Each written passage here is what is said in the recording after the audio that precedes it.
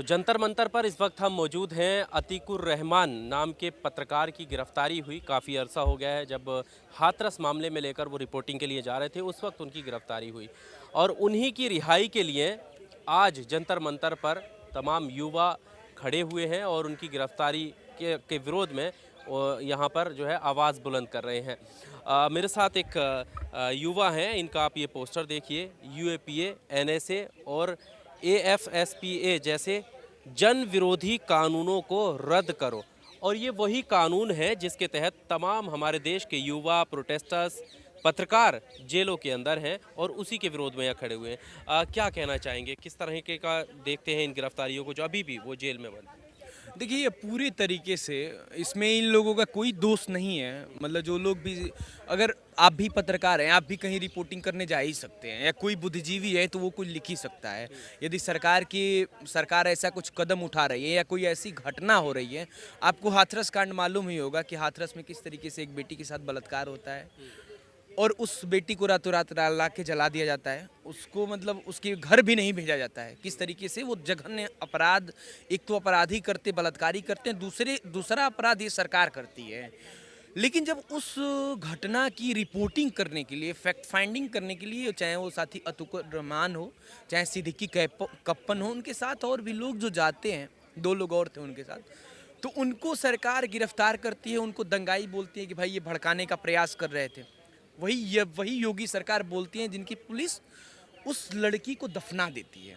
तो इस जिस तरीके की भी चीज़ें हैं, जिस तरीके की, मतलब हमको लगता है कि ये कोई लोकतंत्र नहीं है, ये कोई राजतंत्र है जहां आप इस राजा के खिलाफ कुछ बोल रहे हैं तो आपको उठा के गिरफ्तार कर दिया जा रहा है। भाई यूएपीए जैसे कानून उन पे लगा दिए गए, जो जो लोग की निरपराधी हैं, जो कि दोषी नहीं हैं, जो लोग सिर्फ रिपोर्टिंग करने गए थे, उन लोगों को उठा के डाल दिया जाता है। आप बताइए ये कहाँ का न्याय है? ये कौन सा लोकतंत्र है? लगता ही नहीं कि ये कोई लोकतंत्र है। आप लोकतंत्र पर सवाल खड़े कर रहे हैं। प्रधानमंत्री मोदी देखिए लाल किले की प्राचीर से 5 प्रण लेने की बात कर रहे हैं और 2047 तक किस तरह से भारत विश्व गुरु बन जाएगा।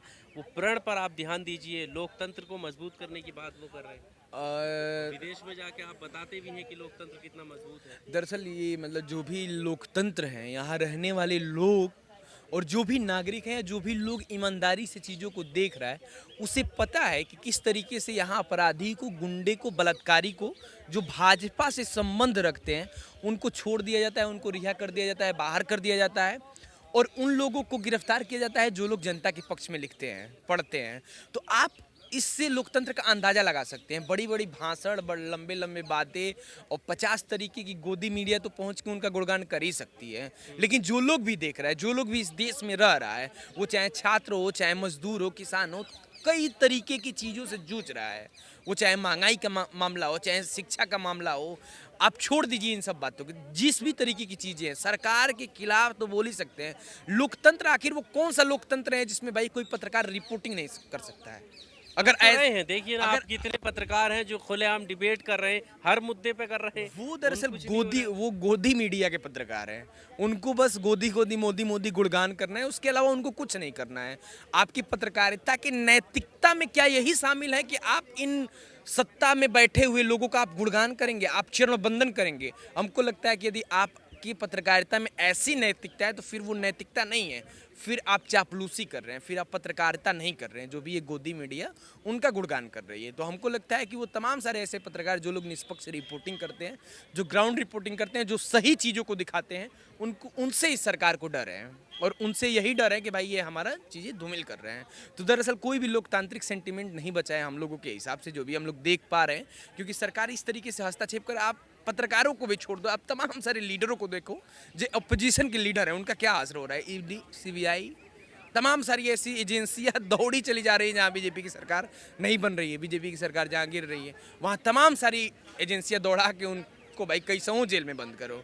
तो हम लोग तो छात्र हैं, हम लोग तो यूनिवर्सिटी में पढ़ते हैं। तो सरकार, देखिए, सरकार का दरअसल ये पूरा ट्रेंड है जिसके दायरे में सारे लोग हैं, जो भी ईमानदार लोग हैं, जो भी निरपराधी लोग हैं, जो जिनका कोई अपराध नहीं है, जो सिर्फ उनका सिर्फ यही अपराध है कि वो सच्चाई बोलते हैं, सच्चाई दिखाते हैं और सच्चाई में विश्वास रखते हैं, उन सारे लोगों को सरकार कुचल देना चाहती है।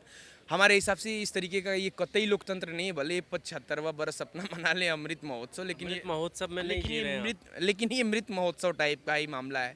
ऐसा कोई अमृत महोत्सव नहीं है, कि आपके सारे लोग, आप सारे लोगों की जुबानों को बंद करवा दीजिए, लोगों को जेलों में आप मरवा दीजिए, जेलों में डलवा दीजिए, लोगों को गिरफ्तार करवा दीजिए, बोलने से लोग डरे। आप ऐसा माहौल पैदा कर दीजिए कि लोग बोलने से डरे तो भाई ये कौन सा लोकतंत्र है? हम लोग तो नहीं रिपोर्ट पढ़े चल हैं। रही है प्रधानमंत्री के लिए कि धर्म से भी और राष्ट्र से भी कैसे राष्ट्र के प्रति प्रेम और धर्म का कर्तव्य निभाते हुए दोनों को एक साथ लेते हुए प्रधानमंत्री आगे बढ़ रहे हैं।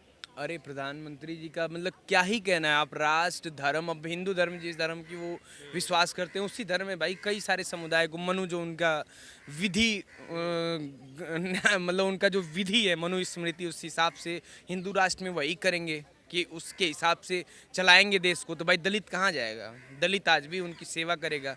ओबीसी क्या करेगा? उनके लिए सामान इकट्ठा करेगा, उनकी सेवा में लगेगा। छत्री वही और सेवा में क्यों लगा? अभी देखिए प्रधानमंत्री ओबीसी तो हैं। सेव नहीं, देखिए दरअसल ये आरएसएस की सेवा ही कर रहे हैं।